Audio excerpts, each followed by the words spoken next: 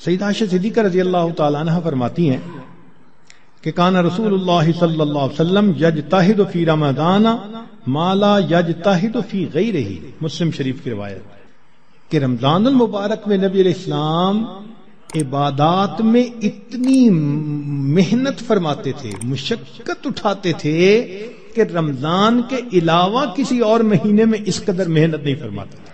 اس سے معلوم ہوا کہ خاص اہتمام فرماتے تھے اس مہینے۔ ایک اور روایت ہے بہقی کی، سیدہ عائشہ صدیقہ عنہا فرماتی ہیں کہ کان رسول اللہ صلی اللہ علیہ وسلم اذا دخل رمضان، کہ جب رمضان کا مہینہ آتا تھا، شد مئزرہ، نبی علیہ السلام اپنی تہبند کو کس کے باندھ لیتے تھے، ثم لم یأت فراشہ حتی ینسلخ، پھر پورا مہینہ گزرنے تک اپنے بستر پر واپس نہیں آیا کرتے تھے، اس لیے کہ وہ رمضان کی برکات سے واقف تھے، جانتے تھے۔ بہقی کی شریف کی ایک اور روایت ہے، کان اذا دخل رمضان تغیر لونہ، کہ جب رمضان کا مہینہ آتا تھا نبی علیہ السلام کے چہرے کا رنگ بدل جاتا تھا۔ اللہ اکبر کبیرہ۔ وکثرت صلاتہ، اور نبی علیہ السلام نماز نفل کثرت کے ساتھ پڑھتے تھے۔ وابتہل فی الدعاء واشفق لونہ، اور اپنی دعا میں اتنے اللہ کے سامنے عاجزی کرتے تھے کہ آپ صلی اللہ علیہ وسلم کا چہرہ انور سرخ ہو جایا کرتا تھا۔ چنانچہ ایک حدیث مبارکہ میں ہے، سلمان فارسی رضی اللہ عنہ اس کی روایت فرماتے ہیں کہ خطبنا رسول اللہ صلی اللہ علیہ وسلم فی آخر یوم من شعبان فقال، نبی علیہ السلام نے فرمایا، یا ایھا الناس قد اضلکم شہر عظیم مبارک، اے لوگو تمہارے اوپر ایک بڑا مہینہ برکت والا آ گیا ہے، شہر فیہ لیلۃ خیر من الف شہر، ایسا مہینہ کہ جس میں ایک رات ہے جو 1000 مہینوں کی عبادت سے بھی زیادہ افضل ہے۔ شہر جعل اللہ صیامہ فریضہ، ایک ایسا مہینہ جس کے روزے کو اللہ رب العزت نے فرض فرمایا، وقیام لیلہ تطوعا، اور رات کے قیام کو اللہ نے اپنے قرب کا ذریعہ بنایا۔ من تقرب فیہ بخصلۃ من الخیر کان کمن ادى فریضۃ فیما سوا، جس نے رمضان میں نفل عمل کیا ایسے اجر ملے گا جیسے رمضان کے علاوہ اس نے کسی فرض کے اوپر عمل کیا تھا۔ ومن ادى فریضۃ فیہ کان کمن ادى 70 فریضۃ فیما سوا، جس نے ایک فرض پر عمل کیا اس کو 70 فرض جو غیر رمضان میں ہوتے ہیں اس کے برابر اجر عطا کیے جاتے ہیں۔ یہاں سے معلوم ہوا کہ اللہ رب العزت رمضان مبارک میں انسان کے اعمال کا ریٹ 70 گنا بڑھا دیتے ہیں، ملٹیپلائی، سبحان اللہ۔ ایک ایک عمل کو دنیا ریٹ انکریز کرتی ہے تو 10% اور 20%، 10واں حصہ 20واں حصہ، اللہ تعالیٰ ریٹ بڑھاتے ہیں تو کیا 70 گنا، 70 سے ضرب دے دی، اس لیے کہ وہ شہنشاہ حقیقی ہے، وہ اپنے بندوں کو اتنا اجر دینا چاہتا ہے کہ ان کے گناہوں کی ظلمتیں ختم ہو جائیں۔ تو ایسے وقت میں ہمیں بھی چاہیے کہ ہم اپنے اعمال اللہ رب العزت کے حضور پیش کریں۔ چنانچہ نبی علیہ السلام نے ارشاد فرمایا، هو شہر الصبر والصبر ثوابہ الجنہ، یہ صبر کا مہینہ ہے اور صبر کا بدلہ جنت ہے۔ وہ شہر المواسات، غمخاری کا مہینہ، سبحان اللہ۔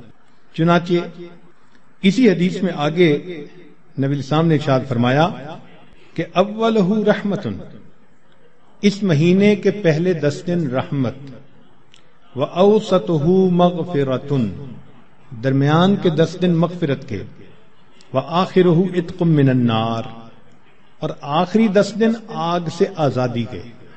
وہ کیسے؟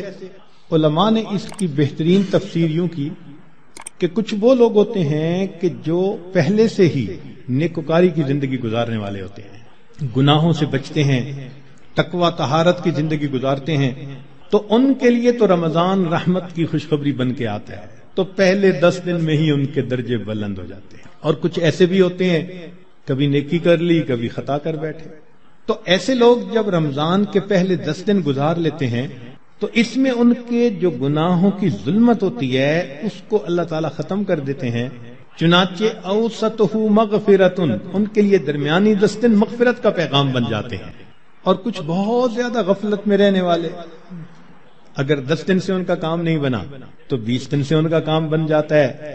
چنانچہ جب 20 دن کی برکتیں ان کے دل کو دھو دیتی ہیں تو آخرہ عتق من النار، آخری عشرہ ان کے لیے بھی آگ سے آزادی کا عشرہ بن جاتا ہے۔ معلوم ہوا کہ اس مہینے میں تھوڑا غافل ہو یا زیادہ غافل، ہر بندے کی مغفرت کا اللہ تعالیٰ انتظام فرماتے ہیں۔ ہاں، بندے کو خود کوشش کرنی چاہیے۔ اگر کوئی آدمی خود ہی بے توجہ بن کر زندگی گزارے اور رمضان کا احترام ہی نہ کرے تو وہ تو پھر اپنا قصور ہے نا، ورنہ یہ اس کو احساس ہو گیا کہ مجھے رمضان مبارک کے اس مہینے میں اللہ کا قرب حاصل کرنا ہے، اس مہینے کی برکتیں اتنی ہیں کہ ایک لمحے کی برکت انسان کو ولی بنانے کے لیے کافی ہے۔ امام ربانی مجدد ثانی رحمۃ اللہ فرماتے ہیں مکتوبات میں کہ اے کاش پورے سال کی برکتوں کو رمضان المبارک کی برکتوں کے ساتھ وہ نسبت ہوتی جو ایک دریا کو سمندر کے ساتھ ہوتی ہے، مگر وہ بھی نہیں ہے۔ اس مہینے کی برکتیں اتنی زیادہ ہیں، اللہ اکبر کبیرہ۔ حسب استطاعت رمضان مبارک میں صدقہ و خیرات زیادہ کریں۔ سیدہ عائشہ صدیقہ رضی اللہ عنہا فرماتی ہیں کہ نبی علیہ الصلوۃ والسلام رمضان مبارک میں اپنے دونوں ہاتھ صدقے کے لیے کھول دیا کرتے تھے، جیسے تیز ہوا چلتی ہے اس طرح نبی علیہ الصلوۃ والسلام صدقہ پانی اللہ کے راہ پانی کی طرح پیسہ بہا دیتے تھے۔ تو صدقہ و خیرات زیادہ کرنا، وعظ و نصیحت کی محفل میں روز بیٹھیں، کہیں فجر کے بعد ہوتی ہے، کہیں تراویح کے بعد ہوتی ہے، اور آخری عشرے کا سنت اعتکاف اگر نصیب ہو تو سبحان اللہ۔ معتکف کی حالت ایسی ہی ہوتی ہے کہ جیسے کسی کو منانے کے لیے اس کے دروازے کی چوکھٹ کو پکڑ کے بیٹھ جائے، اگر تو در نہ کھولے گا تو میں بھی در نہ چھوڑوں گا۔ نیت کر لے کہ اے رب کریم آپ کو مجھے منا کے اٹھنا ہے۔ واقعی دیکھا ہم نے محبت میں ایسے ہوتا ہے، اگر کبھی کوئی محبوب ناراض ہو لوگ قدموں میں بیٹھ جاتے ہیں، بیٹے سے باپ خفا ہو آ کے قدموں میں بیٹھ جاتے ہیں، ابو جب تک آپ راضی نہیں ہوں گے میں قدموں میں سے نہیں اٹھوں گا۔ سبحان اللہ، یہی مومن کا حال ہونا چاہیے۔ اے کریم تیرے در پر آ کر بیٹھ گئے ہیں، اجازت ہو تو آ کر میں بھی شامل ان میں ہو جاؤں، سنا ہے کل تیرے در پر ہجوم عاشقاں ہوگا۔ عشق محبت والے 10 دن فارغ کرتے ہیں اللہ کے سامنے، دن رات عبادت میں گزارنے کی کوشش کرتے ہیں، اور دعاؤں میں پھر انسان خوب عاجزی اور زاری کرے۔ چنانچہ کنز الاموال میں لکھا ہے کہ اذا سلمت الجمعۃ سلمت الایام، جمعہ اگر اچھے انداز سے کسی نے گزار لیا تو باقی دن بھی اس کے اچھے گزر جائیں گے۔ وَإِذَا سَلِمَ رَمَضَانُ سَلِمَتِ السَّنَةُ، اور جس نے رمضان اچھے انداز سے گزار دیا آنے والا پورا سال اس کا اچھا گزار دیا جائے گا۔ امام ربانی مجدد ثانی رحمۃ اللہ علیہ اپنے مکتوبات میں فرماتے ہیں کہ یہ رمضان کا مہینہ آنے والے سال کا ایک نمونہ ہوتا ہے۔ جس انداز سے بندہ گزارتا ہے اللہ تعالیٰ بقیہ سال انہی اعمال کی توفیق عطا فرما دیتا ہے۔ مثال کے طور پہ ایک نوجوان اگر چاہتا ہے کہ میں اپنی آنکھوں کا پرہیز کروں، غیر محرم سے اپنی آنکھوں کو بچاؤں، تو وہ رمضان میں اس کی مشق کر لے۔ اگر پورا رمضان غیر محرم سے نظر بچا لی، بقیہ پورا سال اللہ اس کو توفیق عطا فرما دیں گے۔ آپ پورا رمضان تہجد کی پابندی کر لیجئے، تلاوت کی، اعمال کی پابندی کر لیجئے، اور پھر دیکھیے بقیہ پورا سال وہ کام کس طرح آسان ہو جاتے ہیں، اللہ تعالیٰ توفیق دے دیتے ہیں اس بندے کو۔ اس لیے ہمارے اکابر رمضان کو بہت اہتمام کے ساتھ گزارتے تھے۔ بلکہ بخاری شریف کی روایت ہے کہ ایک صحابیہ حج پہ جانا چاہتی تھی، خاوند نے نہ کر دی۔ پوچھا بھی کیوں؟ اس نے کہا سواری نہیں ہے۔ اس نے کہا فلاں اونٹ تو ہے۔ اس نے کہا وہ میں نے صدقے کی نیت کر لی، اب وہ میرا نہیں، وہ اللہ کا ہے، اب میں تمہیں نہیں لے کے جا سکتا۔ خاموش ہو گئی۔ خاوند جب حج کر کے واپس آیا تو وہ عورت نبی الاسلام کی خدمت میں حاضر ہوئی۔ اے اللہ کے حبیب صلی اللہ علیہ وسلم، میرا بڑا جی چاہتا تھا میں حج کروں، مگر میرے خاوند نے کہا کہ سواری نہیں، اور میں نے صدقے کا اونٹ تھا بتایا تو اس نے کہا میں اس کو نہیں استعمال کر سکتا۔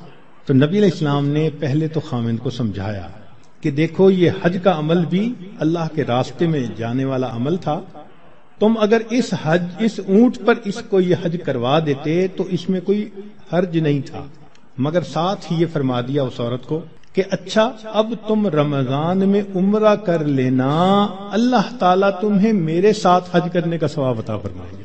یہ بخاری شریف کی روایت ہے۔ تو رمضان مبارک کو اللہ رب العزت نے ایسی فضیلت عطا فرمائی، اس طرح رمضان مبارک کی قدردانی کیجیے۔